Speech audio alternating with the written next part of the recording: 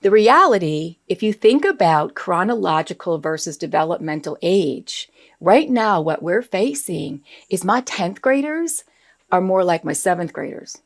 My 7th graders are my new 5th graders. My 5th graders, third, and anything below third, you're dealing with maybe 2 years old to 8 or 9 years old, developmentally. Social emotional learning has become this incredible kind of thing that we're pushing out there. And I don't want people to see this as an initiative. This has to be the way we do school. Social emotional learning has to be embedded in everything. It's not a separate curriculum. It's not being taught in 20 minutes on a Wednesday morning, which is wonderful. I love it when my counselors come in and my specialists come in and they teach these concepts.